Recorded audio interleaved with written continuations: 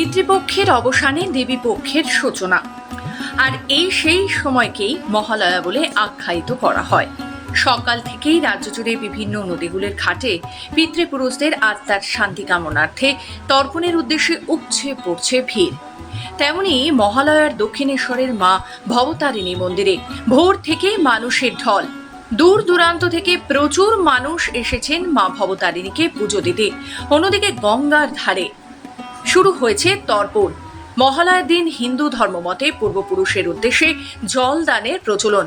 এটি পূর্বপুরুষের আত্মার শ্রদ্ধা জানানোর জন্য তর্পণ করা হয়, আর সেই উদ্দেশ্যেই বিভিন্ন জায়গা থেকে মানুষের সমাবেশ দক্ষিণেশ্বরের গঙ্গার ঘাটে।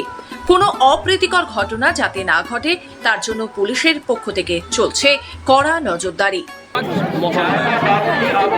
পিতৃপক্ষের শেষ, দেবীপক্ষের শেষ। আজ এই বিশেষ দিনে দূর দূরান্ত থেকে প্রচুর মানুষ এসছেন তাদের পিতৃপুরুষদের শ্রদ্ধা জানাতে, তর্পণ করতে। অন্যদিকে প্রচুর মানুষ এসছেন এই দিনটিতে মা ভবতারিণী থেকে পুজো দিতে। প্রচুর মানুষের ঢল।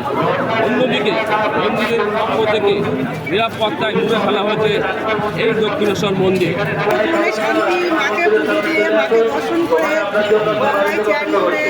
মানে এত মনটা ভীষণ ভালো লাগছে। এসছি আমরা বসিরহাটের থেকে। মহালয়ের যে যোগ, এই যোগে আমরা আমাদের পিতা মাতা বা সবার উদ্দেশ্যে পুজো দেওয়ার জন্য এখানে তর্পণ করেছে।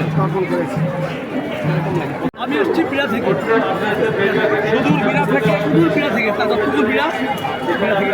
আজ দক্ষিণেশ্বরে কেন এসে তর্পণ করছেন? পাশেও তো অনেক কিছু। দক্ষিণেশ্বরে এসেছি কেন, যেহেতু এটা মায়ের মন্দির প্রথমত, দ্বিতীয় হচ্ছে এটা ধর্মক্ষেত্র, আমাদের মা রানী রাসমন্দির একটা স্মৃতিসৌধ। আর এইখানে আমরা প্রত্যেকবারই আসি বা তর্পণ করে যাই, ভালো লাগে। দক্ষিণেশ্বর থেকে মানুষ চৌধুরী, খবর বাংলা।